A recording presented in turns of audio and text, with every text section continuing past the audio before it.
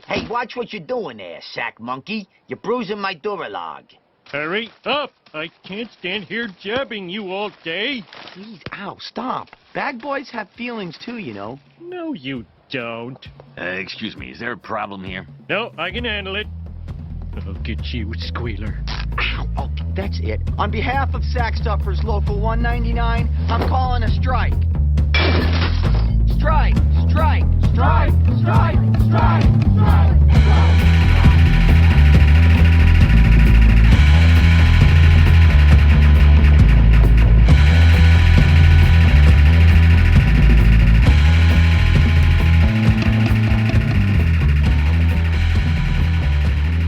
Hello and welcome to A People's History of Violence, the podcast where we do deep dives on history's assassinations, affairs, crimes, coups, conspiracies, cover-ups, terrors, and trials. We talk about the bad people who make history and the history that made them. I'm your co-host, Isaac. I'm your co-host, Peter.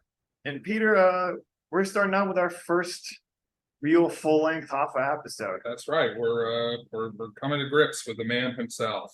And that's where we'll pull the rug on you, because this is an episode really more about Teamsters. Yes. And union organizing. Yes. And, you know, that was an important part of what Jimmy Hoffa did before he became known as a boss in his own right. He was an organizer of work.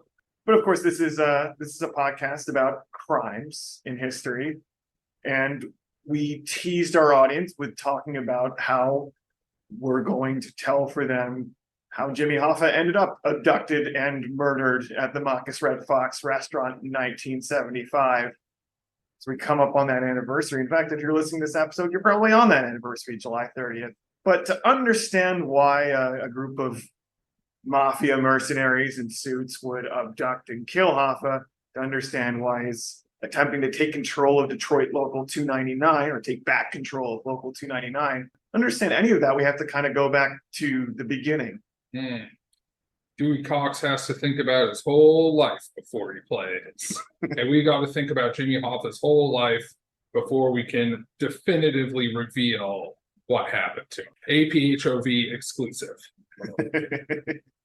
But this isn't exactly going to be a biography of Hoffa. It's going to be more like a biography of the forces and the people that went into building this huge machine that was the International Brotherhood of Teamsters in the heart of the world's biggest capitalist economy.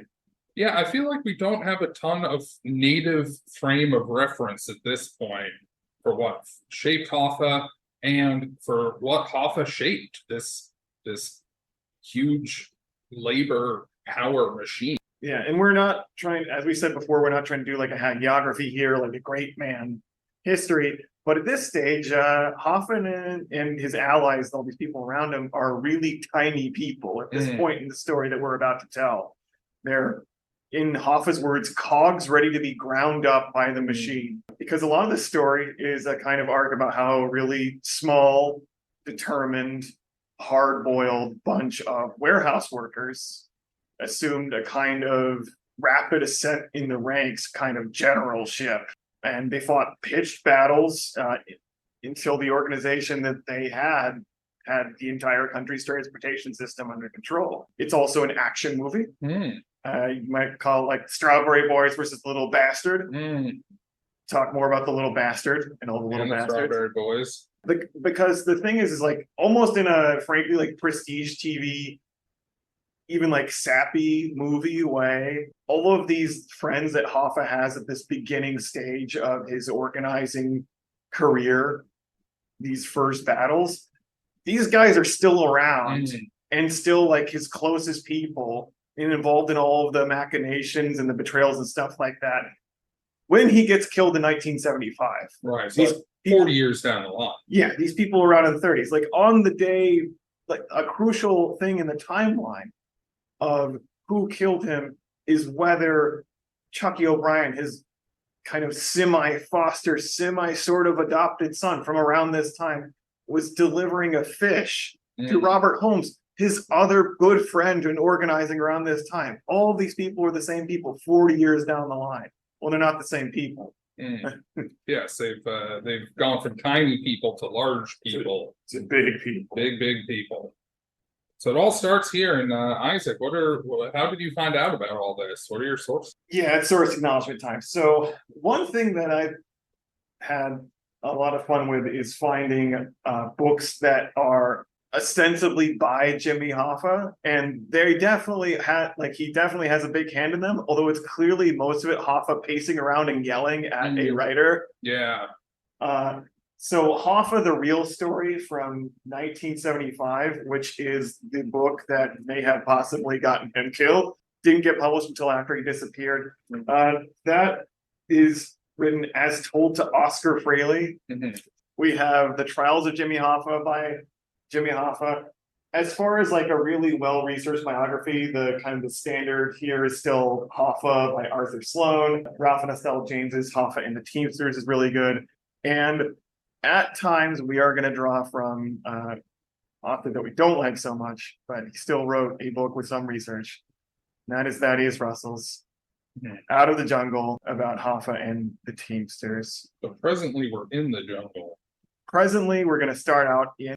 So one thing we're not going to get into this episode is because we don't want to just tell an entire history of the growth of the IBT and Jimmy Hoffa's role in it, because it gets into just a whole ton of minutia and not exactly the most interesting minutia, like jurisdictional fights and who had the contract with the brewery workers and who The mafia org chart. the mafia org chart of like whether it's the Detroit Partnership or the Detroit family, but it's a family. We're just not going to get into that because this episode's about action. But yeah, put down your cork board, put down your string. We're going to tell you a good story.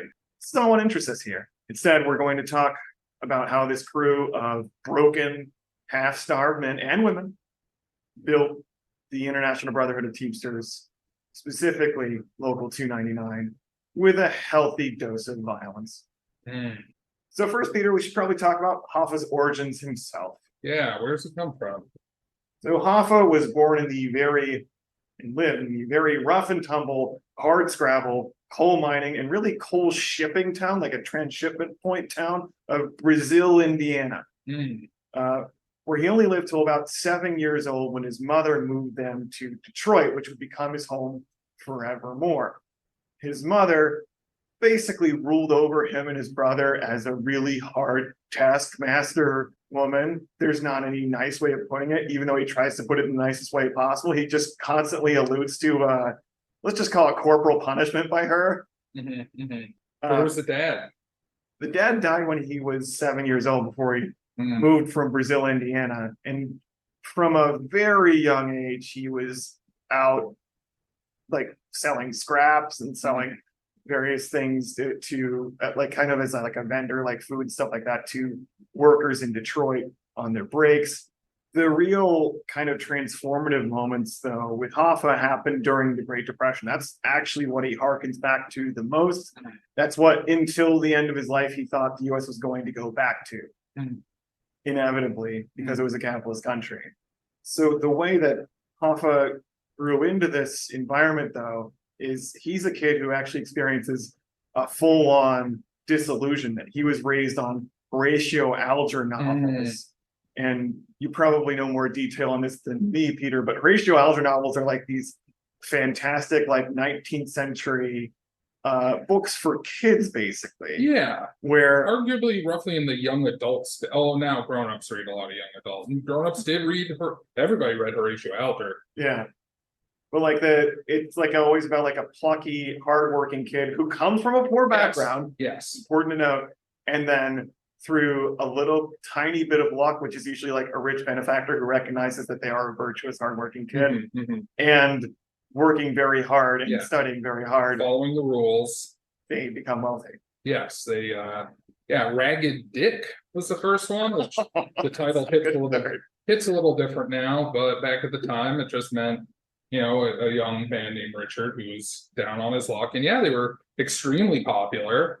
And they became this kind of I mean, even today you could say, oh, that just sounds like a Horatio Alger story, to tell a story of, unlikely success by dint of personal virtue, and aided, but not putting so the rich benefactor wouldn't just give his money to Ragged Dick. Right. The rich benefit factor would give you the opportunity to show yourself as a hard worker, an honest person, as someone who displays all the good bourgeois virtues, and then therefore you would be able to show you would be able to gain that way without him having to part with any of his wealth.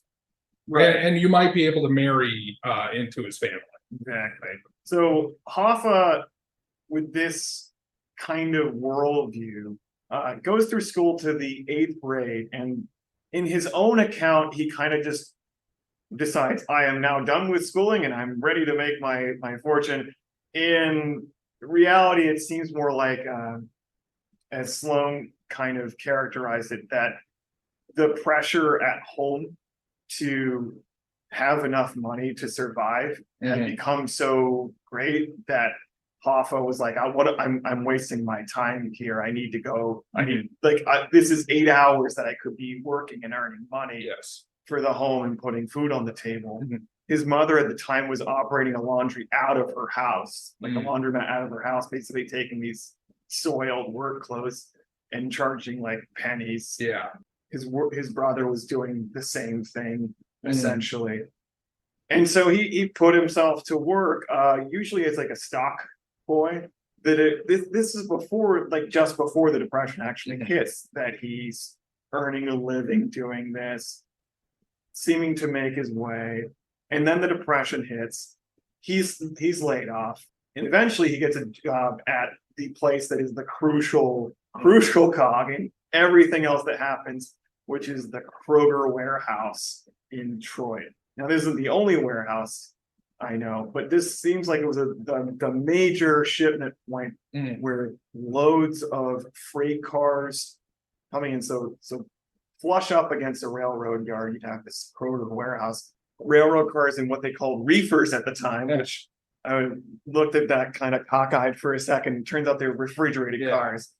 Were unloaded by these Kroger workers, hauling pallets off the carts, separating out all of the materials, the vegetables and shit like that. And then they would get picked up by truck drivers, local truck drivers, to take them to various parts of Detroit and beyond in Michigan from the Kroger warehouse.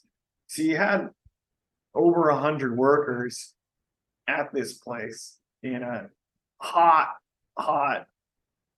sweaty, stultifying environment.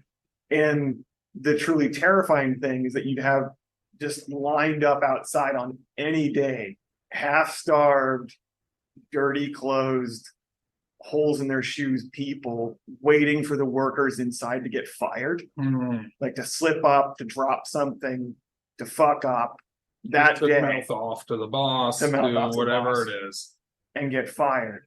And then they would have a chance to like maybe get enough money to eat or a place to sleep. And Hoffa, in his in the Trials of Jimmy Hoffa, he actually wrote about this.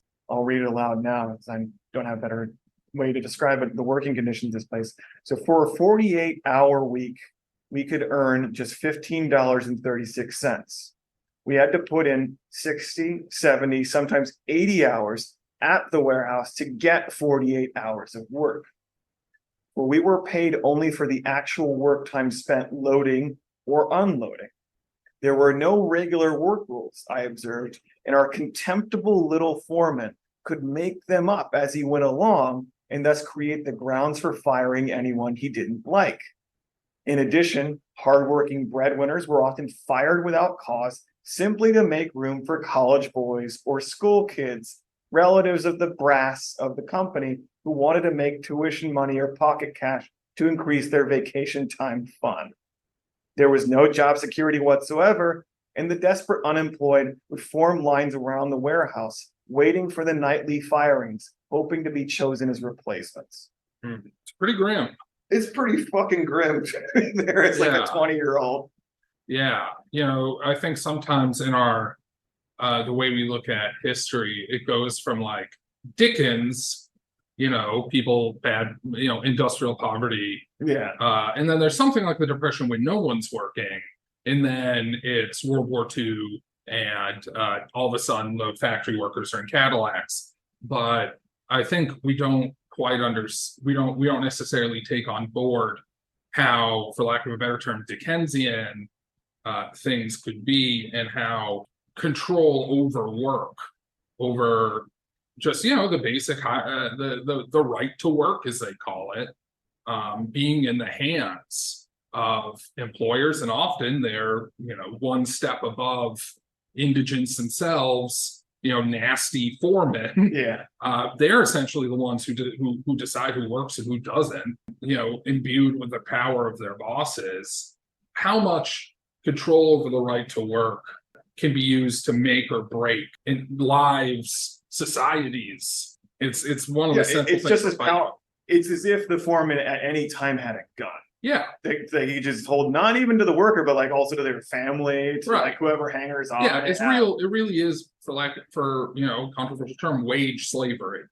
Like, it's not the same as chattel slavery. He couldn't sell you down the river, but he could basically destroy your life, destroy your family, likely lead to you, and quite possibly lead to you or people in your family dying, based on his whim, based on a college kid's whim. If they know an accountant in the office and they want to make a little money, where would rich Detroiters go for vacation? I don't know Michigan geography that well. They'll go up the lake for spring break if they want a few extra dollars. And I have no doubt that even though it's more extreme, all of our listeners, many of our listeners, like, have some sense of the palpable fear of getting fired for doing something not quite right or stupid, and then having to look at rent the next month. Yep.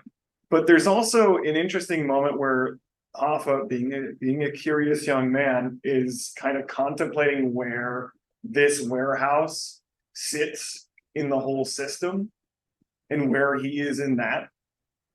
And the language is a little overwritten, but I'd still like to read it. Maybe we'll cut it out if it's not as good. Because of this upbringing, he says, I might not have known at so impressionable an age of the problems of the little fellow behind the scenes, the nameless, faceless guy who keeps a machine going. And then this is the sentence I like. I might not have realized the truth about his fears, his constant insecurity, his pointless frustrations, his perpetual submersion in a pool of hopelessness. Yeah, because he comes in still believing in Horatio Alger, but then he sees. Yeah, probably like a lot of people, even Farrell Dobbs. Oh, sure. Yeah, he was a Republican. Yeah, before the Depression. Right. Yeah, this was the 20s. This was a high time for kind of it was Herbert Hoover's era, right? For well, though I should say the Kroger warehouse is not the 20s. That's in the 30s, the early 30s. Okay, but I'm saying before. Yeah. Well, it's the 20s. Before the Depression was the 20s, which, I mean, you don't want to overstate, but it was kind of a high. It's still seen today by people who refer to themselves as classical liberals. Yeah, just we can get into why that's a jerk off name at some point, but it's still seen as like this high tide of the bourgeois values, essentially. Yeah. So Hoffa kind of sees where their warehouse is in the entire production system by saying, I thought of the man hours involved in getting one head of lettuce to the city dwellers in Detroit from its birth as a seed in the Imperial Valley in California to its ultimate repository in someone's icebox. And I was filled with sense of insignificance, aware more than ever before of the fact that I was a tiny and expendable cog in a complex machine. So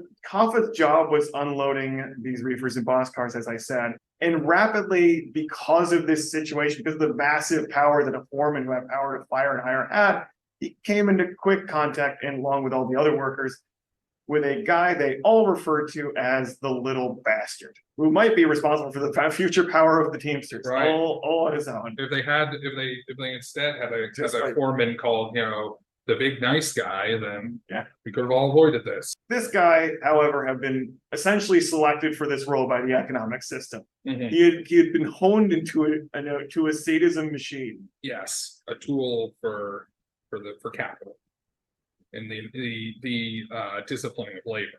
And I would think that this guy would be a little bit fictitious were it not for the fact that he was a real guy named Al Johnson who worked at the Kroger warehouse.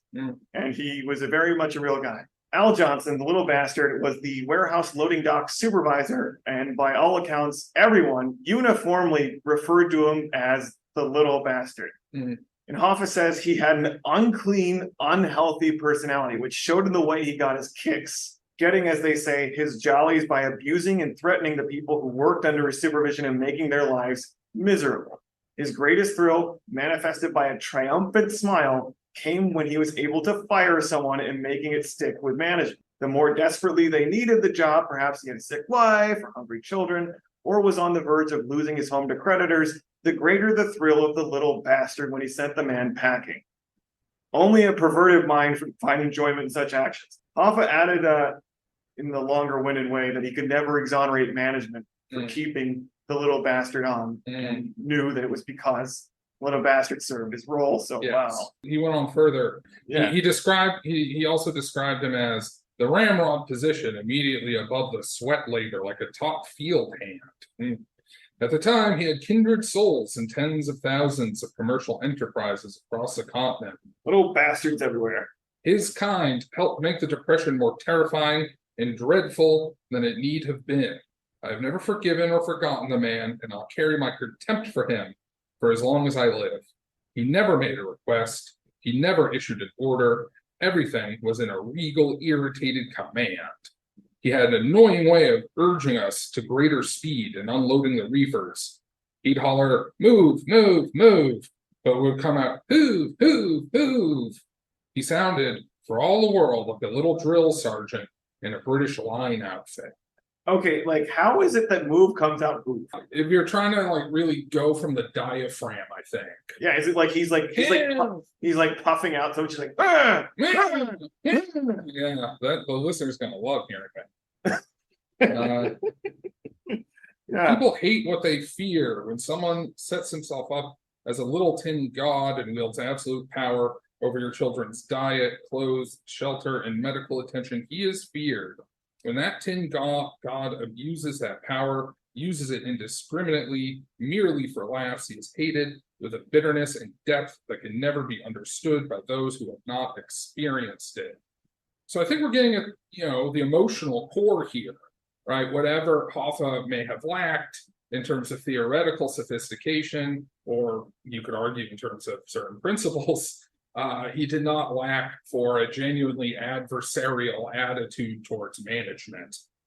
Yeah, he did based not in like experience. Yeah, he did not like. You can imagine just seeing over and over again guys like begging to keep their job and just being humiliated by this little shit, being like, "Oh, I like please don't do this. Like I didn't mean to drop the crate. I didn't mean to tell you that you're a little bastard." Yeah. Like a daily, and if I have 2 kids to feed. Right, if there were people lined up there every night, then that was likely roughly a daily occurrence. Yeah, but he was just flexing his muscle. Yeah, you'd be seeing that every guy, and I assume he'd be working like 6 days a week, maybe 7. Yeah, if he could. Yeah. So obviously, given how just absolutely humiliated everyone is being treated in this place, and how intimately that's linked to the fact that the little bastard can fire them at any time, and someone will replace them at any time. Their power to do things seems really, really remote. Seems like there's no way out of this kind of invisible prison. Sam Calhoun is a worker at the warehouse with Hoffa, and he kind of has the kind of like the old con position in a Great Escape movie, Yeah. He's the old hand, having organized at his previous workplace. He's vaguely alluded to sometimes. It's just really kind of like rumor, like scuttlebutt talk, that he was a labor radical at one time.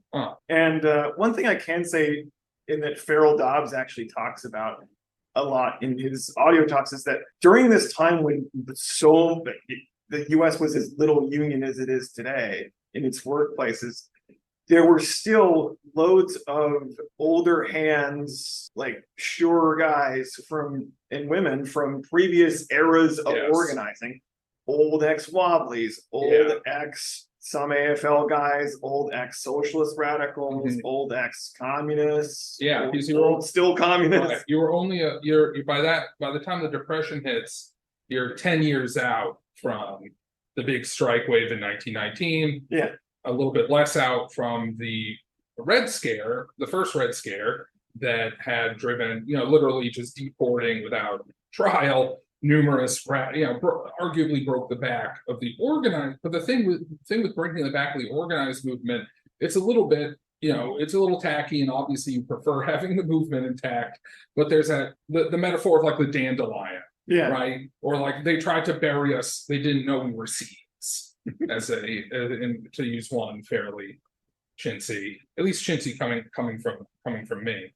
But yeah, you wind up dispersing these people like dandelion teeth all over the map. And if they can get activated again, if they could smell the herd and get going, then they can do some stuff. Yeah, it's not all the institution. Like some of it is just a guy was in a strike before. Yeah, he knows what to do. Right. A different person has read a pamphlet before, and they are at least going to tell people how they should be pissed off rather than just be pissed off. Yeah, it matters. Yeah, that's what's huge. And with Sam Calhoun, what's interesting is he talks about how Calhoun would identify every time someone was about to kind of just like individually like blow their top off and mouth off to the little bastard and thereby get fired. And he would approach them immediately and intercede before that and say, like, save your grievances. We're going to go ahead and list them all out. We're going to go about this in an organized way. We're going to form a union. We're going to form a committee of the workers here. We're going to represent ourselves. The other thing he would do is basically every time the little bastard would like humiliate someone without firing them, he would go to that person and be like, hey, it'd be great. Yeah. Maybe you should consider we should have a union. Of course, they're all still terrified, but at some point, they're... You lay the groundwork if you can. Like sometimes shit just happens spontaneously, but your spontaneity is more likely to carry through into something long-term if you've prepared the ground. Yeah, exactly. Speaking of... So this really comes to a head, all of this organizing work, when a shipment of strawberries from Florida comes in on these boxcars. And you have to imagine it's the early morning.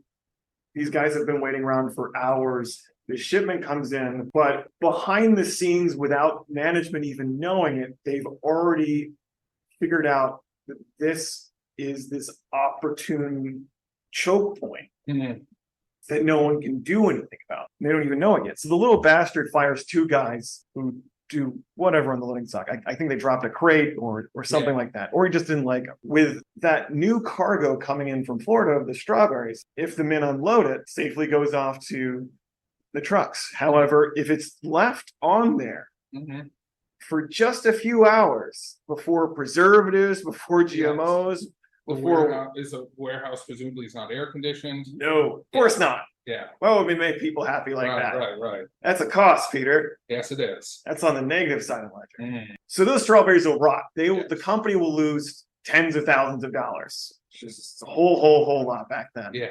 And you never know, the little bastard might even get fired for that. Right. Along with everybody in the warehouse. So it's kind of like economic, just as the little bastard had his own economic gun to point at any worker, they now have a bomb to just demolish his whole livelihood too. Yes. And Hoffa, being kind of identified by Sam Calhoun as a guy who can buttonhole people, talk to them, and lead them, is the one who's in the warehouse at that moment and has them all step back and refuse to unload the strawberries until the little bastard gets management.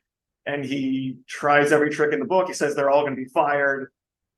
Probably says a lot of swear words that Hoffa doesn't quote, but eventually they do get a union recognized out of it temporarily. And that union eventually affiliates with the Teamsters. This union, however, is broken. I hasten to mention, and throughout the 1930s, actually, Hoffa and the people that he worked with, Sam Calhoun and others, will go back to the Kroger warehouses in Detroit and try to unionize them over and over again, increasing pitch battles, even though they, by the time World War II comes around, they lead a serious union and are being paid salaries. They're still going back to the Kroger warehouse, being like, you son of a bitch. And they're not being blackballed? Like, you'd figure they wouldn't be able to... No, I mean, they're not trying to get hired there. They're going in and trying to organize the workers in that warehouse. Yeah. Presumably sending in other Teamsters who are part of the union. Yeah. That's amazing. So Kroger's does hold out. but at least it's a start of something. Exactly. And eventually he does kind of quits this position because the little bastard is following him around all the time now that he knows he's the leader of the local workers here, and is just looking for any mistake he can do. And then finally one day Hoffa just like throws down a crate and says like, I'm out of here. Yeah. Having been offered a position with the local of the International Brotherhood of Teamsters. Local 299. And this whole incident's kind of important because his kind of core group, and in the core group of these guys in Local 299 at the time, just remained the core group of Hoffa people all the way through to his death. Sam Calhoun stays like a Union officer until he dies. Robert Holmes, who's this like Scottish guy, or is he Welsh? He stays in there until Hoffa dies. He outlives Hoffa. The Union was headed by the guy Owen Burt Brennan, who again stays associated with Hoffa. Local 299 also has a couple of characters that remain important throughout the entire saga, and we'll just highlight them here. One of them being Frank Fitzsimmons, who is another like Detroit tough guy and everything like that, but mainly factors in as like kind of just a Hoffa stooge. He's very much the yes man to Hoffa, and that's kind of what Hoffa sees in him later on, is that he's going to appoint him president. Hoffa will be able to pull the strings behind the scenes. The other one is a guy named Roland McMaster, who deserves his own special notice here. We've been trying to figure out like what fictional character could maybe like our listeners latch onto as being like Roland McMaster, but McMaster is just kind of like a fictional character already. Right. McMaster is the heavy of Local 299. As you can tell, to be a Union local in Detroit in the 1930s, you had to have a lot of strong arm men, a lot of fighters. Yeah. And Roland McMaster is basically the guy you like send in to like end the dispute. And I don't mean in a peaceful way. He was like 6'5", 250 to 300 pounds. And he had a glass eye that just stayed perpetually forward. One incident was actually during a jurisdictional fight with the brewery workers, I think, during the 1940s. And this is actually from another source, Dan Muldea's The Hoffa Wars, which we referenced in the first episode. In this fight, McMaster, towering over a car, this car of organizers who were trying to... Rival organizers trying to get away from the Teamsters who had surrounded them at that moment. McMaster, towering above their car, crashed his steely fist into the hood, and then with one jab, smashed his hand through the window, grabbed the driver by his hair, and pulled him through the shattered glass. Preventing the driver from leaving, McMaster tore out the gear shift handle and began beating the other Union man in the car with it. Insane. He's a fucking ogre. Yeah. So like kind of like Chewbacca, but mean. Yeah, evil Chewbacca. Yeah. Because like he doesn't seem it's not like he's a nice guy otherwise. No. Or I mean, you'll notice that was him beating other union organizers, not like beating up company goons. No. So I'm sure he did that too. Yeah, he could give less of a shit about discriminating between them. Just point McMaster to the people like a bullet. Yeah. McMaster, it's also worth noting, did not give that much of a shit about like other people or like the cause or something. He very much like feathered his own nest once the Union got big. Got big. And moreover, as time went on, even though he's like he's a Hoffa day one, so he's in Local 299 for life, basically. He and Hoffa do not see eye to eye, no pun intended, with Master for a long. With that episode of violence, maybe it's time to talk about one of the more interesting topics of the 1930s, which is goon squads and fights. People try to bring the goon squad back, but I don't think they do that good of a job, in my opinion. Not at all. Like, the Proud Boys want to be a goon. They say they want to be a goon squad, but one or two pretty inspired, one or two like who could have been like minor goons back then. But they're more like gym guys, really. You get a gym guy to be a goon, maybe. I mean, there were boxing gyms and stuff back then, but you wouldn't want that to be the majority of the guys. And they're not even the majority of the Proud Boys. Most of the Proud Boys are just dorks. So they're not doing a good job at the whole goon squad thing. They're probably actually a bit closer in spirit to like the frat boys of that era. For sure. Who would be, or this era, frankly, who, they actually used to use frat boys sometimes to break strikes. They used Harvard kids in Boston to try to Yep. break the police strike in 1919. Yeah, Yeah. yeah. So that, but Yeah, there was 1930s goons, just to go on your point, 1930s goons, I feel like are, and onward all the way through like the 30s, or sorry, through the 50s, yeah, are like of a different era and type. They're Yes. just like, you went to work and you knew that guy who's just like kind of strong yeah, and kind of dumb and is just angry about something. yeah, And also just does something violent every once in a while. Yeah. Because of some traumatic brain injury. And you right. just have thousands of those guys with no jobs. Yeah, and a lot less to lose than virtually anybody alive in the US today. Yeah, more than like, oh, I watched a bunch of UFC and I trained a lot.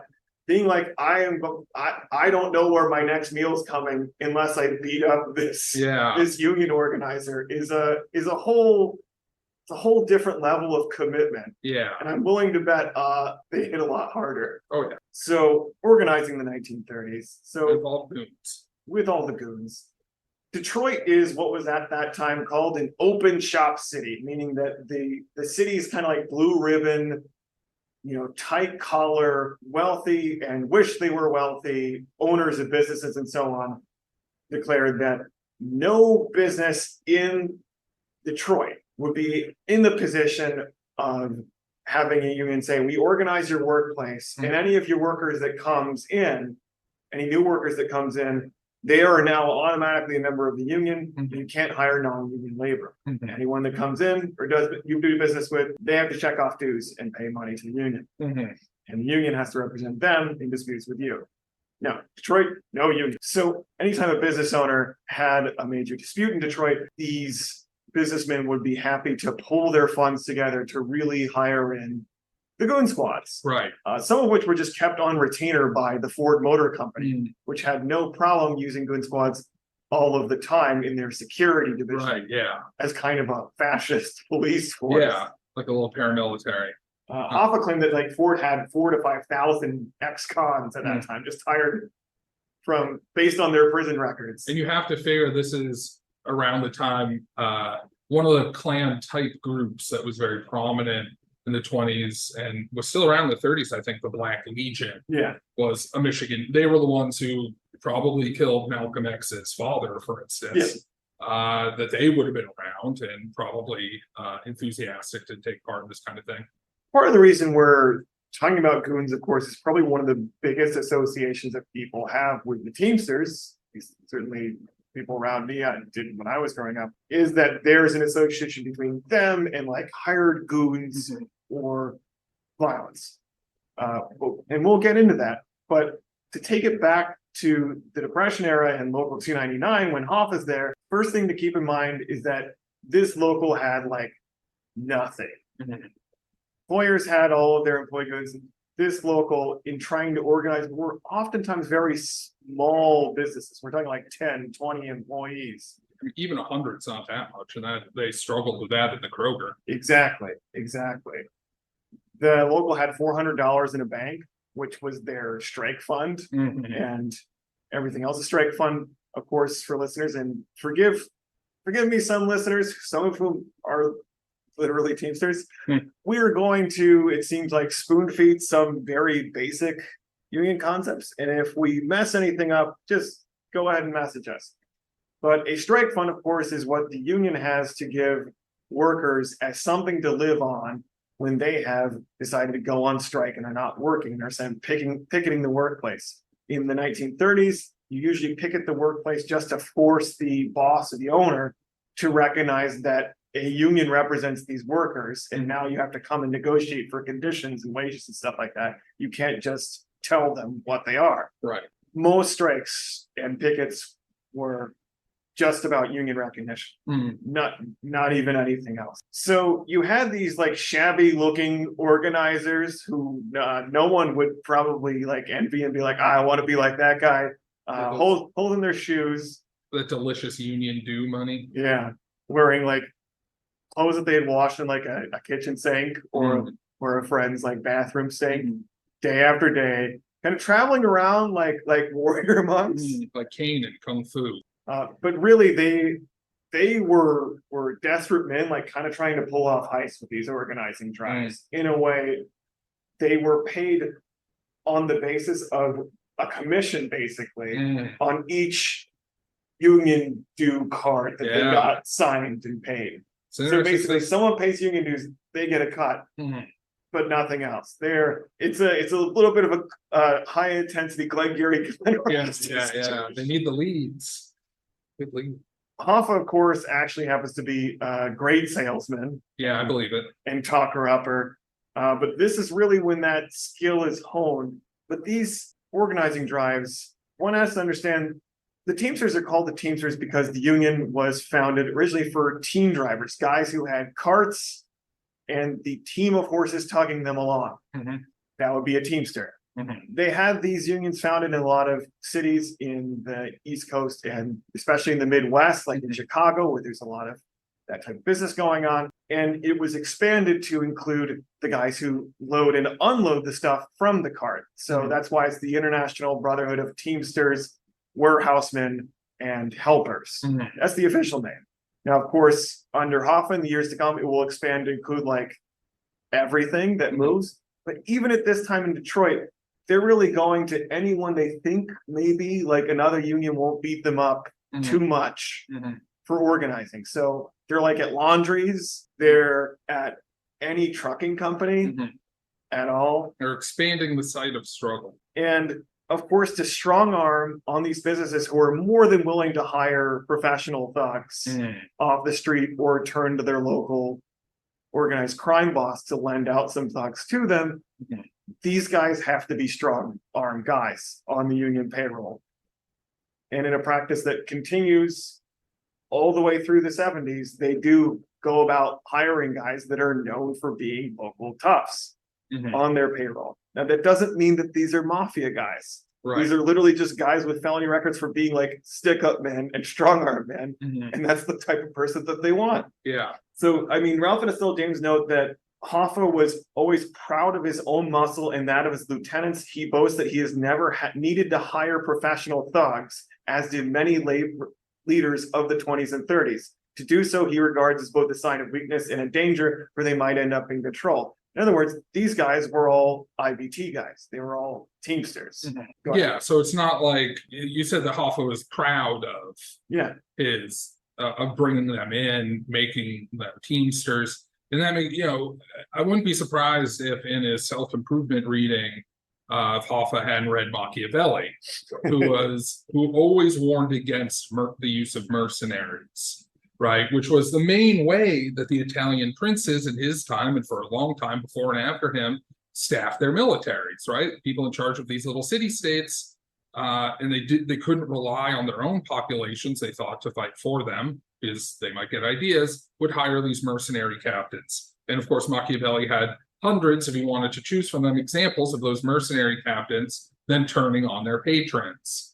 Whereas what Machiavelli wanted was the city-states, for some of them to unite, to form a bigger pool, and to empower, not that he would use such a, easy word as that, to give enough power to the lesser classes that they would be interested in fighting in an actual city-state army, not mercenary, and kind of like the Roman Republic, basically. And in Hoffa's case, had he read that, he certainly seems to have the same philosophy about it. He wanted to make sure, and the union wanted to make sure, that they had the muscle on hand, the heavies on hand, that anytime there was a strike at any of their organized work sites, or a strike for recognition, that picket line would have people who would crack skulls. Defensively or offensively, I suppose. Exactly. I mean, it's worth saying that like how a picket line worked back then is basically a workplace would have a mass of the workers who worked at the workplace in front of it, and they would have to be prepared to block. Like have a scrummage. To block any other potential employees, scab workers, from coming in. Now, that's often done with moral suasion. These days, you might say, but really there is a huge intimidation factor. I mean, you can pull up any picture of like the Minneapolis general strike for the 30s, and every single one of those guys is armed with a bat. Yeah. Like every single one. Oh yeah. And, And picket signs themselves, if they're made out of decent wood, you can get somebody pretty good with those. yeah, if you were one of those desperate scabs, like you were going to get hit. Mhm. But a far more common scenario is to break up that picket line With your own. and cops. Yeah. There was a lot of fighting with cops. Oh yeah, I can imagine. And Hoffa was proud of it. Probably one of the most brutal, vivid incidents that shows what was going on. Hoffa, by the way, himself talks about getting his head stitched 11 different times during these organizing drives in the 30s, just from having his skull cracked, usually by cops who he never really goes out of his way to like respectfully be like, and I believe in cops, even though he was literally organizing cops in the later years. He was still like, yeah, they cracked their skulls. They were pretty shitty. But for example, one time the gang was picketing a tobacco company for union recognition. I'm guessing this is like the warehouse of the tobacco company. And the picketing extended to the night so that they could make sure that they didn't allow scab labor be brought in on vans, put into the warehouse and have the work done. So by the time they're back with the picket in the morning, tobacco's already been moved out. So they're having to picket through the night and it's cold. It's Detroit. Yeah. They light up a trash can fire. And Hoffa's brother, William Hoffa, Billy, my brother Billy was among those standing around the fire when the son of the owner of the company drove up. Where's Hoffa? He asked, getting out of his car. Over there, someone told him, pointing to my brother. The guy walked over to Billy and without a word, whipped out a pistol and shot him in the stomach. A gut shot, listeners, is one of the most painful possible things. Billy lived, and as Hoffa says, with just no elaboration, and it was typical of the times that no warrant issued for the company owner's son. So he just walked up and with 12 witnesses around, pulled out a pistol and shot him in the gut and walked away, even though absolutely everyone knew who it was. Yeah, and it's worth noting that, you know, you hear the line, don't cross a picket line, and that's a good thing to do, you shouldn't, but a lot of the times the pickets, at least the ones I've seen, have been more informational pickets. Like it's informing you that, you know, the business is on strike, but work is still happening there. I don't know, I haven't seen that many pickets in my life that were actually blockading scabbing workers from coming in, or if they did, it wasn't successful. I don't know. Like this, there have been a few strikes at grocery stores where we've seen that around here in the last few years. And in that case, not crossing the picket line is showing solidarity with the workers, which is important and you should do. But back then the stakes were higher. So like the origins of that phrase, never cross a picket line, is, you know, even if you need to do so to eat, to support your family, you have to show across class solidarity, because that could be you at some point, right? It could be somebody scabbing you. And if you all pull together, then maybe you could get something better than having to be in this, you know, shitty situation. And I mean, one of the things that the Communist Party and others did during this time, which really reinforced that solidarity, is they had unemployed works councils that were demanding payment for workers that were looking for work. People on those unemployed work councils, so they would gather unemployed workers, would go and reinforce the picket line. So not only would it be, you know, the 10 or 11 people from that workplace, but it might be 50 people, including, you know, 40 angry unemployed workers, which is a very intimidating sight. But part of the reason why you don't as much see that, and you see less and less of it as the story goes on, of those violent pickets, isn't just, you know, a new era of labor relations, but a closing web of legal injunctions that we will explain in further episodes. One of the other things that I'm just going to go out of my way to talk about in this part is, saw an interview with Thaddeus Russell where he says, oh, the way that the Teamsters would organize stuff in the 30s is they would say, we're organizing your workplace. Your workers are all going to pay us now. And if they didn't do it, we'll bomb your trucks. And that is wrong. One is that you would not have workers coming out on a picket line and fighting with police and risking life and limb, like literally like losing eyes, teeth, fingers, shit like that. If someone hadn't come and talked to them about the union, if they didn't want a union, that just that's not the way it works. Well, you see, that's politics, and politics is basically government, and we know how Thaddeus Russell feels about that. Yeah. The other thing is I noticed in his book, he said like, at this time, the Teamsters threatened to bomb someone and they were indicted for actually bombing this workplace. The only indictment I have found was when the Teamsters threw what was referred to in the Detroit Free Press as a stench bomb. Ooh. A stench bomb. Yeah. Which was thrown at the house of an owner of a ginger ale factory. Oh. I imagine him as being just instantly I thought of it as being a lot like Mr. Fish Odor from Bob's Burgers. But really, I mean, that's just par for the course. They did use bombs though. But here's the thing, and this is one way to think about it. The bigger tactic here is using the mass picket because that prevents other people from coming in the workplace. Yes. It keeps the workplace shut down. Yes. The bombs that were used, and you can find newspaper articles on this from 38, 37, 39, that the Teamsters would use, were done in kind of like the dead of night. Mhm. They would damage property, and it was Yeah. in the middle of a negotiation process. Yeah. So it's kind of like this like covert sortie. Yeah. It was property destruction. Yeah, it was like this like kind of like a sortie out from the union onto the employer's Mhm. turf, and then destroy a little bit of their stuff so that Yeah. they know that there's a cost, like a Yes. price tag attack. Yes. And the ones that I found, like they were done with low explosives. Mhm. So the bomb guys at Local 299 at the time were not like rigging up sticks of dynamite Right. with timers and then like blowing up a workplace or blowing up some guy's house. Yeah.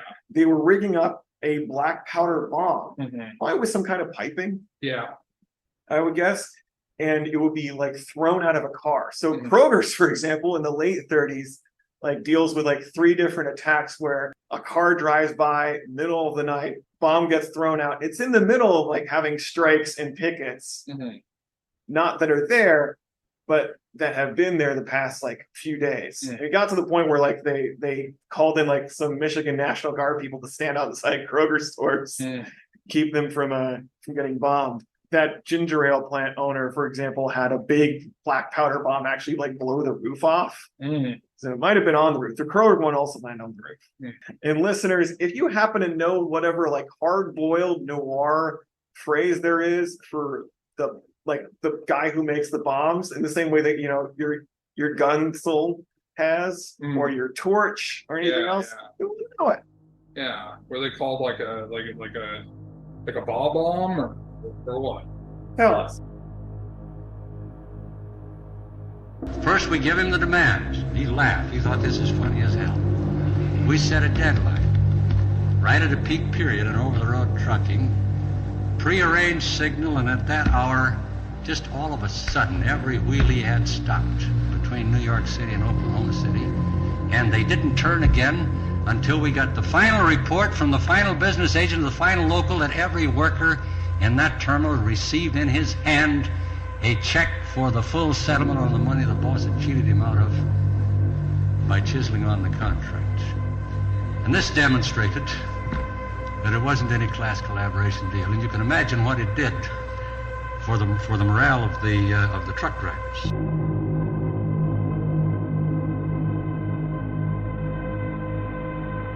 So, when dealing with the thugs, of course, and the use of goon squads and stuff on all sides, one of the big mythologies about the Teamsters is how their relationship with the mafia got started. And I've been trying to sort through this and noticing that like the sourcing never is that clear, but and why mafia capos would want to take over a local union is something that we're going to deal with in more detail with the next episode. But the quick and short answer is, like any racket, your local gangster is happy to go ahead and say that they actually have a legitimate business, say they're the head of union local, Yes. and they can get income from that, like the union dues. Yeah. And the way that they take that is by muscling in on the local. Yes. They might be incentivized to, like, quote unquote, organize some places after that. Right. But mostly they're just coasting on extracting wealth from that, just like they would any protection racket at Any all. business, anywhere they can get in.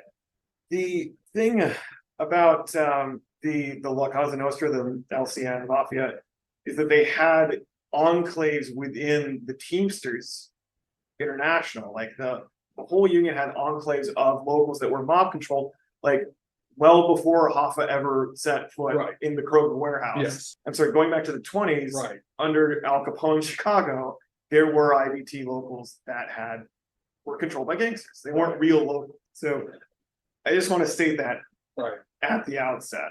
An important thing to know is with the type of businesses that the Teamsters are organizing at this time, Mhm.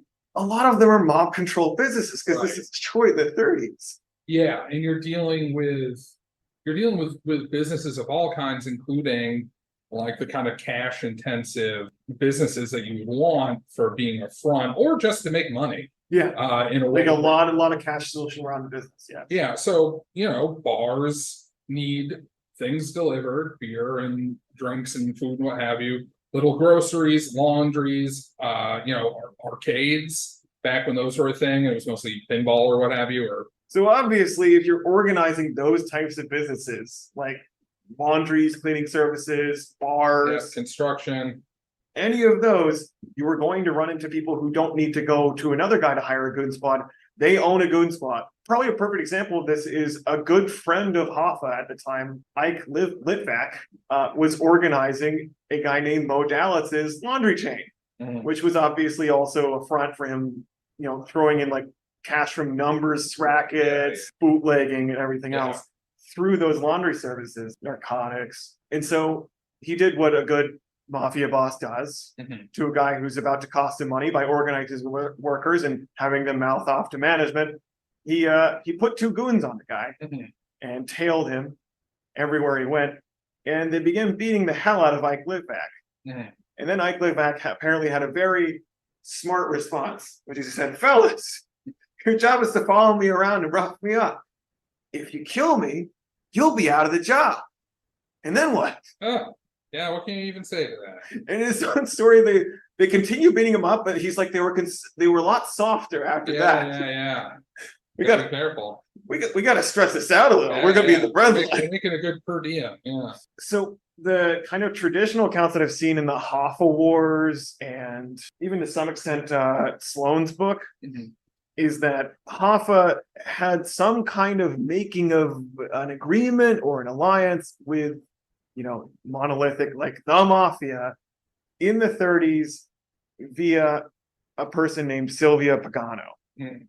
So Sylvia Pagano was a union secretary, administrator, who rumor has it, and it's probably true, Hoffa dated at one time before he eventually married Josephine. Pagano had a child already from a prior marriage named Charles O'Brien, who eventually becomes kind of like a son to Hoffa. Yeah. Pagano, for her part, later dated a guy named Tony Jack, in quotes, Giacalone, Mhm. also in the 30s Mhm. and 40s, who also becomes like another father figure Mhm. to Chucky O'Brien.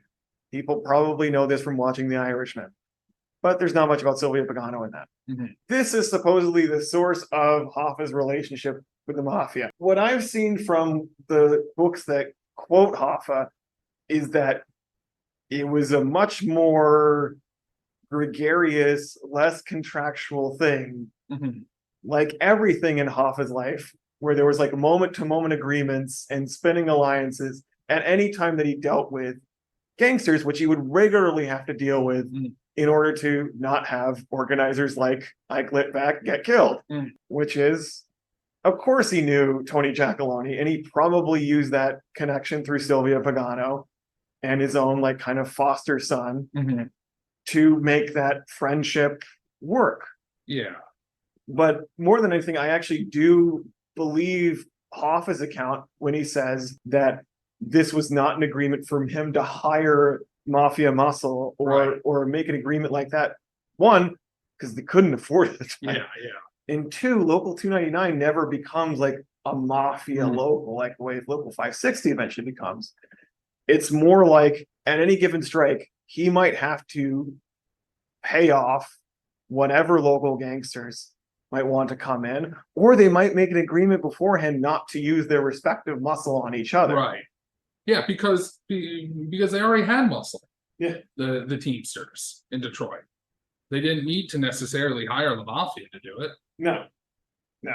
they needed to make sure that they kept identifying, good torches and strong arm guys who came, into the eyesight or into the view of the union as they organized workplaces to bring them on as organizers, quote unquote. Yeah. But it still came largely from within. Yes. Is the thing. In his own book, Hoffa, The Real Story, Hoffa just outright says, they asked if I know this guy, and then this guy, and this guy. I knew all of those guys. Yeah. I knew way more gangsters than they even Right. knew. Yeah, he knows all the guys. That's a good organizer knows a lot of people. That's kind of the point. He also got out of his way to say everyone was dealing with those people. The insurance company were dealing with those people. The businesses were dealing with those people. I would be stupid not to deal with those people. He also, he threw out an accusatory finger. He's like, do you think, Goody Two Shoes Walter Reuther wasn't also dealing with those people and bringing some of those people on? You had to. Yeah. So part of the reason we talk about these little like covert operations, like blowing up the black powder bombs and, bringing on these strong arm guys, is because I think they serve as a bit of a distraction to a lot of people in thinking about the Teamsters compared to the real effective tactics. It's kind of like how special ops gets all this glory these days compared to like infantry. Right. Yeah. I mean, if you really want to get technical about what wins American wars, you would probably want to have glamorous stories of like our massive logistical chain. Yeah. But no one's going to do that.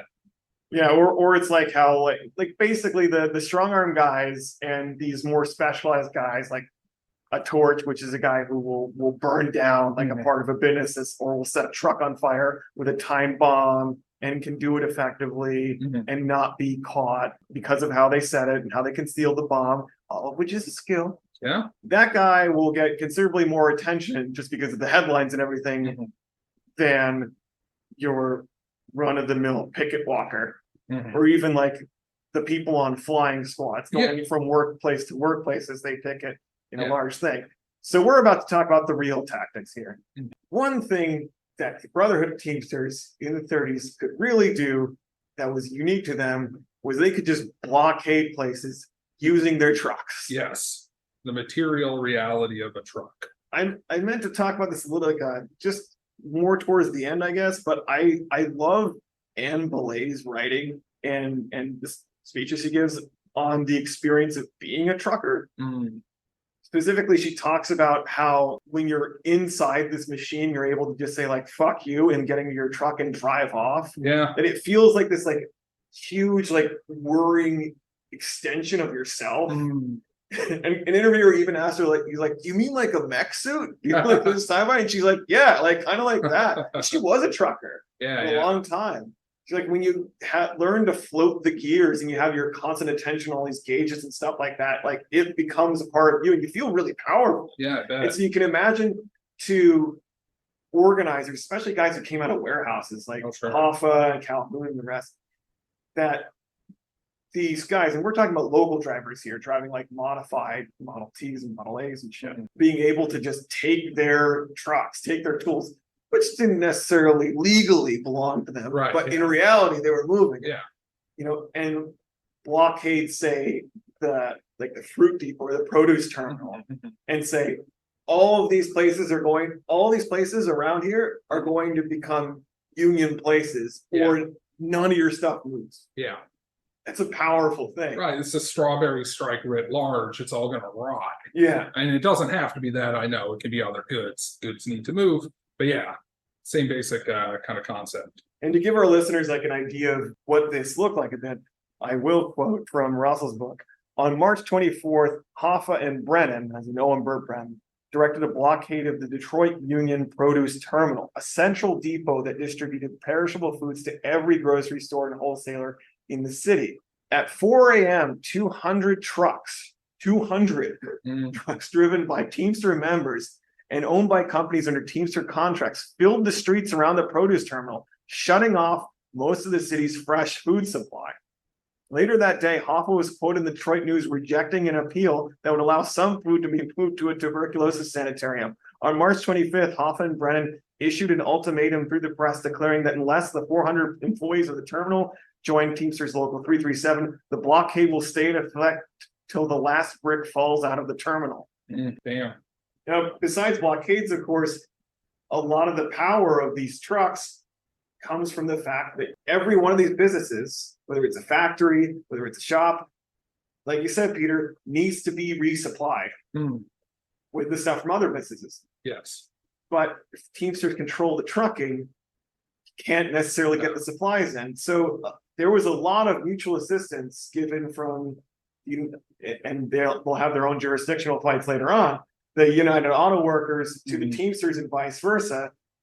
Famously during the Fisher Auto Plant strike, the Teamsters just were like, we're not going to cross the picket line. We're not going to resupply the parts in this factory, period. The organizing the truck drivers, though, really becomes effective, however, when they organize what we would call long-haul truck drivers, but at the time they called over-the-road truck drivers. As opposed to down the streets. And maybe it's a good time for a break. Yeah. Of course, there's people who drive smaller trucks doing deliveries from warehouses to shop in the city. And then there's over-the-road truck drivers. Bigger trucks. Bigger trucks. Longer distances. Driving from city to city, from freight terminal to freight terminal, basically across the entire country. Dan Tobin, who was the head of the Teamsters Union at the time, actually hated the idea of even the fact that locals were trying to organize these people. He literally called them scum. Wow. What was the rationale behind that? The over-the-road truck drivers, and I mean, there's just a whole aspect to long-haul truck driving. They're kind of like rootless and in continual motion. Right. And I think there's like long been the association of like and especially at this time, that they are kind of like almost like sailor-like. They're just vagabonds who travel from town to town. Or like the derogatory term for the Romani people. Yeah. Not to be trusted because they could just pick up sticks and go whenever they want. You can't control them. Right. And that they're like kind of beyond society's reach because they're just all on their own, right? Yeah. They're just in your truck. Doing God knows what. Yeah. And in reality, long haul truck driving, as Kate Belay talked a lot about in her Anne Belay? Oh, sorry, Anne Belay talked a lot about in her work. It's actually very attractive to people who are really like tied down and shat upon in kind of these confined space, normal workplaces, which is why it's so attractive in her view now to LGBTQ people, immigrants. You see a lot of like Punjabi truck drivers. Yeah, I love how the stereotype of the trucker is basically this a lot closer to the stereotype of like, I don't know, a pizza shop owner. Like in reality, like a small restaurateur, like a angry, prosperous bellied white person with rage issues. I mean, I'm sure plenty of them drive trucks too. All kinds of people drive. Yeah, trucks, she was the first to say like there is a fair amount of that too. Yeah, of course, but there's also many other people drive because you need a hell of a lot of long haul truckers to make this economy work. Yeah, and that's increasingly the case even in the 30s. Right. Yeah. So these are the people who also being that they're at the margins at the time are very scared of losing their job. Yes. Then they're just cut off in the middle of nowhere. But still, these guys on the big rigs who are driving them for mile after mile. It's a very lonely job. You can go kind of crazy on that. And they also see a lot of stuff on the road. Terrible accidents because they're oftentimes the only people on the road who are definitely going to be on at any time. Yeah. So they see horrifically mangled people. Oof. And during the Depression, since they're going from town to town and city to city, from going from countryside to city and back again, they're seeing a lot of what the country looks like. Right. And it's scary as hell. So this sounds like a job for Jimmy. Organizing these guys. Yeah, so Hoffa's local, along with the Trotskyist locals in Minneapolis, decide that they're going to organize these over-the-road truck drivers. Although this is kind of like a parallel process, right? And to say what actually happens is Hoffa gets the idea that rather than trying to get these guys at like a truck stop or a company or something, because they're in continuous motion going from place to place, he just drives along until he sees truck drivers, or sometimes walks along roads after getting a ride somewhere until he sees truck drivers that are pulled over on the side of the road, taking a sleep. Yeah. Because you're, in order to cover these long distances, particularly back then, the speeds that the trucks were able to get to, have to take a break at some point. Yeah. Even if it's just a few minutes, even if it's an hour. Yeah. Pretty much any of those signs you ever see along the highway about like, take a break, that's pretty much all directed to truckers. They're not directed to commuters. Yeah, and they're also getting like contradictory instructions from their companies. Right. These days, the company actually views them through a camera in the cab. Oh, sure. It's terrible. But Hoffa says at the time, it was a challenging job trying to organize. First, they didn't want to be organized. They were scared to death of their bosses. Second, they were rarely around town, being on long-haul jobs most of the time. Third, employers resisted organizational efforts with every trick in the book. I decided, therefore, that the best way to talk to these long-haul drivers out of earshot of the boss was to meet them out on the highway. If you went far enough out, you'd find them beside the road taking a cat nap. I know it's an old legend believed by few nowadays, but it is nevertheless true that some of those fellows would light a cigarette and sleep until it burned down and awakened them by scorching their fingers.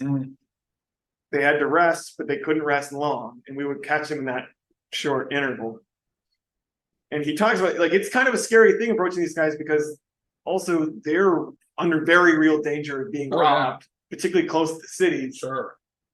By any gang of people, any stick-up crew of people who give me the truck's contents. Yeah. Or give me whatever they call it. Right. Or the truck. You know, and then that's it. That's their livelihood gone. Yeah. Especially if they were owner-operator. So these guys would sit in there taking cat naps with like a tire iron or a gun or a wrench. And Hoffa's job was to walk up to the door and be like, hello, I'm from the International Brotherhood of Teamsters. Talk to me and don't kill me. Yeah, don't hit me with that wrench, please. So he says he got really good at delivering his pitch very, very fast. So they could know immediately who he was, that he wasn't there to rob them as they woke up. Yeah. But the truck companies got wind of this and they had their own countermeasure, which he reels out here. I'll just quote from him again. But the companies knew what was going on. One day I spotted a rig parked on the highway in a lonely stretch of road. I pulled in behind it, walked up to the cab, and when I couldn't open the door, I yelled, "Hey, you awake?" And the door shot open and two goons carrying blackjacks piled out right on top of me. I never had a chance. They beat me right on the ground.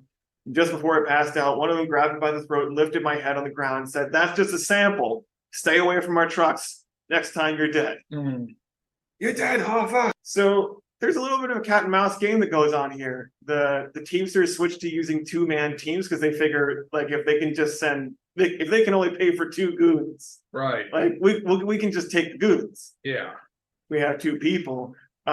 So then the companies start putting several goons in a car to follow their own long-haul truckers. Oh wow! And then have them park and act like they're like it's bait. Right. And then when the Teamster car would pull up, they would ambush the Teamster car. Which, I mean, you know, that, not for nothing, but that's costly. Like, you'd figure goons probably, I don't know whether they charge more or less than truckers. I would imagine more. And they well, I guess if you have two of them, one could drive and one could sleep, but if they're trying to keep up with trucker hours, they're probably not goons at their best. Yeah, they didn't make it, Hoffa didn't make it clear, and like the biographies didn't make it clear. What I suspect happened was that they paid a trucker just to go ahead and take his rig a little bit outside the city. Literally tailing them the whole way. Right. I think they had a guy go out on like a bait truck. Over time, though, they did win over these long haul truckers in the greater Michigan area, basically. And I made a stupid analogy, but honestly, I do think that like the long haul truckers end up being like the Fremen of the American labor movement. They're these like guys that are fucking out there uncontacted. Yeah. And the thing is when they do get organized, they take their union cards and what it did for them, and they take it from city to city. And this is the way actually, and also, you know, if they don't work, that cuts off the supply line to the next node in the whole transportation chain, to the next city. Stops flowing. the spice stops flowing, and everyone pays attention to the truckers. The guy who saw this more than anyone, though, in the Teamsters Union was Farrell Dobbs. Over the road truckers were Farrell Dobbs's baby. He thought they would be like missionaries going from city to city, and that if you won them over, if you organized them, if you showed them what the union could do, what working class organization and solidarity could do, then you could control the transportation hubs, and then you could cut off any workplace and force them to come to the table. So who was this Farrell Dobbs anyway? I like your pretended ignorance, Peter. Yeah, I'm pretending. Yeah, and everyone will know it's pretend because I talked about him last book about how his book was good and compared to Thucydides. Sorry, everyone. But no, Farrell Dobbs was a member of the Communist League of America at the time, a small but very feisty, very well organized Trotskyist group. Yes, they were not following the Moscow party line. They were on their own, doing what Trotskyites do, organizing and getting in a lot of arguments. But in Dobbs's case and his compatriots, they did much more organizing than arguing. Yes, to their credit. It's good to do both. In his local, they had a similarly very tight team as Local 299, but they were all Communist League of America members and ideological. He said that Carl Skoglund was kind of the strategist overall, and that Ray Dunn and his brother were the tactics guys. I see. They were the guys saying like where the flying squad should go, which terminals should be blocked off, and so on. They saw the truck drivers, in his view, as key to the Minneapolis labor movement, and Dobbs saw them as key to the labor movement across the entire Midwest and thus the country, because everything has to flow through the Midwest. Yes. Dobbs's kind of dream, his vision, was that these kind of converted truck drivers go from city to city, having been organized, would say, why aren't you organized? Or would find out about worker struggles going on in, say, St. Louis or in Omaha, Nebraska. Those guys would say, well, we need help. Our boss, we're getting killed in this organizing drive. They're bringing in scabs. Don't worry about it. We'll cut off your boss right here. We won't drive the stuff from St. Louis to Omaha, Nebraska until he comes to the table. Yes. And that means that whoever it is on the other side, both sides, the people in New York and the people in California also have a vested interest in doing what the central states drivers want, because they need to get stuff over that territory. Yeah. And Dobbs was operating within obviously very fragmented, very moribund union with the Teamsters. Yeah, and he had to basically build an entire separate organization within the Teamsters to coordinate this kind of campaign. The Teamsters were not known for their militance or radicalism before Dobbs came along. No, definitely not. And they definitely weren't known for thinking this big. No. At all. It was a very parochial union in a lot of ways. But Dobbs organized the Central States Drivers Council, which kind of created this separate body over all of these locals across the Midwest. And he mapped out where the transportation hubs were for every single kind of node in the trucking network. So vegetables actually had to go from the Imperial Valley all the way up to Detroit. Dobbs knew every single hub and terminal that those trucks would have to unload and reload. And so he could find out which ones you could shut off and then pull down the whole system. Right. So that rather than having to unionize companies, he would unionize whole areas, whole hubs. And he would demand that every employer in that area had to sign on with the Teamsters or no more goods. Yeah, which is exactly the kind of thing that really terrified the bourgeoisie of this country and helps go into the kind of laundry list of anti-labor, the anti-labor wish list that would go into law that we call Taft-Hartley. Yeah. But that's not for a little while yet. Exactly. Although it is worth saying, even at this point, that if Hoffa hadn't been introduced this kind of vision by Dobbs, Hoffa probably wouldn't be anybody big. Right. And two, he wouldn't have ended up dead. Yeah. The way that he died. Right. Because this strategy, if you just open it up to its kind of logical conclusion Mhm. means that you will organize every worker in the country, because Yes. every workplace that depends on any kind of shipping at all could be cut off Mhm. unless they play ball with your organization. So And also you can win them a lot of benefits, because oh, yeah. any any demand you have, you can just cut off the employer. In the words of one Teamster organizer much later on in Alaska, when you have them by the balls, the rest usually follows. Yeah, yeah, and you got to say, I hope people don't think that I shit on Trotskyists unduly. I don't make jokes about movements like I don't make jokes like that about movements that I genuinely hate. So, but you could say that Dobbs was a real student of Trotsky. Trotsky, the military organizer, Yes. the self-taught master strategist, and that's what Dobbs was that as well. So Hoffa is literally sent by 299 to learn at the feet of Dobbs. 299 can see what Dobbs is doing in the Midwest with the Central States Drivers Council, what happened in Minneapolis, all of the gains that they're winning, including even for independent owner operators. Right. They would get allowances to go ahead and shift out parts on their rigs, which is something that otherwise would really cut in their pay and divides the labor movement. It makes them potential scabs and everything else. Hoffa studied under Dobbs, and he studied this entire organizing strategy for several years until Dobbs really got on the bad side of the International itself. And this has a lot of minutiae in it, but basically Dobbs's political commitments of being a member of the Communist League of America should have, by the Teamsters' own constitution, gotten him kicked out already. Like we said before, the guy who controlled the Teamsters at this time, Dan Tobin, is very much a business unionist. He's also a New Dealer, but that's mostly for pragmatic purposes. Yeah. He was as much a New Dealer as Hoffa was a Nixon supporter. Right. You might be able to say.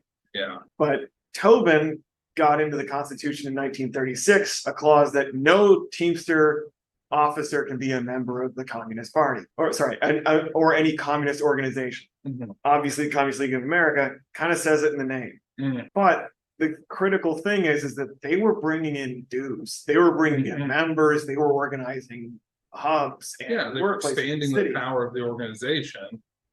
And at one point, legend has it that Tobin offered Dobbs a vice president position in the Teamsters if he would shut off the political stuff. Interesting. But the political position that really got him kicked off, though, and purged, and a lot of the Trotskyists purged from the Teamsters Union at that time, was that they opposed U.S. entry into World War II. And they thought that workers should not join in World War II, and even maybe that there should be strikes to that effect. Yeah, that was a real mistake on the part of, they didn't know entirely what was going on. It's kind of like what I've been saying about how one of the great things about Trotskyists is that they come up with plans, but then they stick with the plan, even when the plan is manifestly a bad idea. And the plan was, we're not doing any more of these capitalist wars. Great. We're not going to, and sure as shit, they weren't going to fight for Stalin, Soviet Union. But then it turns out to be World War II, and you kind of got to do the thing. Sounds like a time for a split. Yeah. Oh my goodness. That was Isaac saying at that time. Get mad at him. So in the end, Trotskyists were expelled from the Teamsters, but they actually went and just straight up joined the CIO and started organizing their own unions. There's a back and forth. Hoffa was literally dispatched, and with police support, in a very scummy way, tried to purge the Trotskyists out of Minneapolis, which was their stronghold. Wow. When was this? 41. So Dobbs would have been alive. Oh yeah, well alive. Yeah, Dobbs was alive until the 70s, or the 90s. I don't know. I think it was, a long time. I think it was the 70s. Yeah, long living.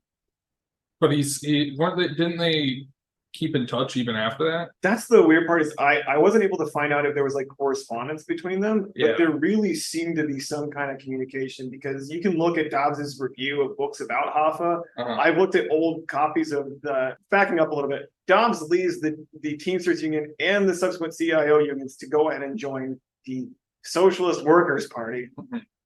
the kind of the successor to the Communist League of America, Mhm. and becomes several times their presidential candidate and leader. He has a lot of editorial pull, you might say, on their newspaper, which was called The Militant. I've gone back through the Militant archives. They usually don't have a single bad word to say about Hoffa. Interesting. Which you would think if Hoffa was like this like prime mover who like Dobbs blamed for purging him from the Teamsters and kicking all of his friends and the Dunn brothers out, that he would hold some kind of enmity, but right. Because plenty of people from the movement still do. yeah, and I mean For good reason. for good reason. But as you alluded to, Peter, this kind of organizing, which still goes on, they're still organizing over the road truckers all through World War II. They're Sure. organizing afterwards. That raises heads. Right. Yeah. And big business owners all over the country really do become afraid of the Teamsters organizing power, along with that of every other working class union Right. in the United States. Particularly when you use your control over a certain part of production as leverage to gain access to more points of production. Yeah. That's the part that I think really scares people, or scares the bourgeoisie. You know, you can have like an individual Starbucks store Yeah. or a laundry or what have you get organized, and they can say, okay, we'll write that off, or maybe we'll Yeah. take a loss there. When you're using this production site, these tools Mhm. like trucks, to say, no, every one of these is going to be organized. Yeah.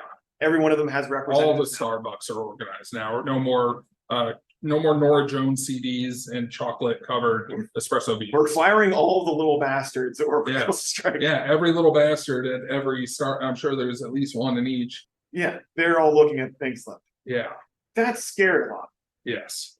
And the thing is too, is that more importantly than their fear over losing like complete despotic control is also it will cut to the bottom line. Yes. There's no way around that.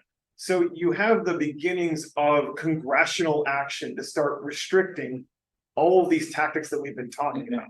And in particular, one that I wanted to talk about in detail here, which is the secondary boycott. Mm. This is probably the closest thing that the Teamsters had to like the nuke. Yeah. Like this was the bomb. Mhm. And lots of unions use secondary boycotts and sympathy strikes, at least before they became banned. Mm.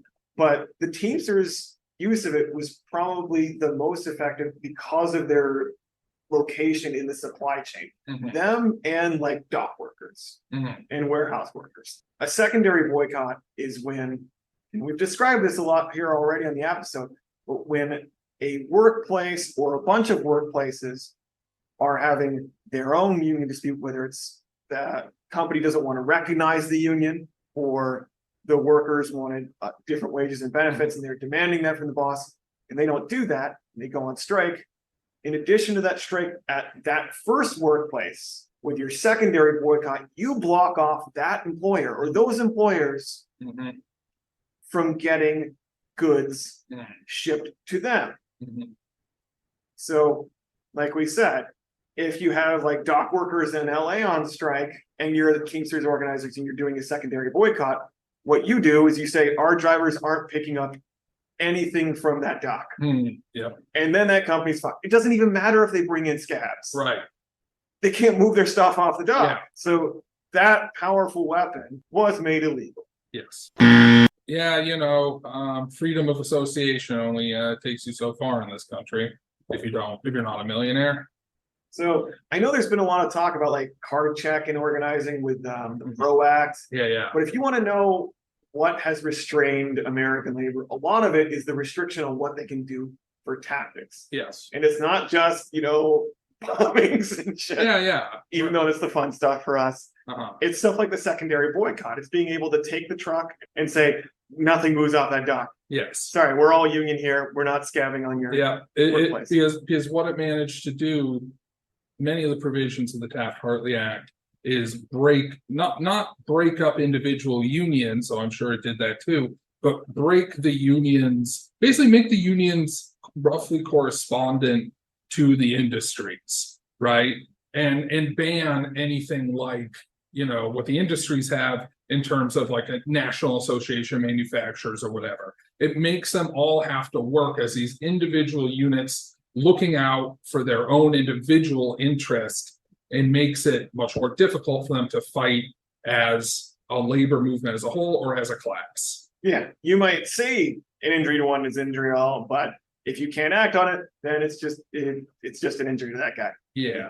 Even though it's still, in fact, Yeah. an injury to you. By the way, one of the provisions of the PRO Act, which has been reintroduced in the Congress, is it repeals the secondary boycott provision of Taft-Hartley. Oh, great. That's So, cool. listeners, on this Hoffa Death Day, Uh-huh. write into your Congress people Yeah. and say, I want you to pass the PRO Act, knowing full well that they can't. It's just we're just gonna keep jamming that through. And maybe we should have some trucks blockade Congress. Yeah, right. They don't get their cigars or whatever it is, the pancakes at the Well, there is a congressional candy drawer. yeah. They were not refilled, the M&Ms and the Mike and Ike's. That actually might cause some severe mental breakdowns. They might, more than we already see. Well, Peter, I think that's an episode. Me too. Thanks, folks. Goodbye, friends. See you next time.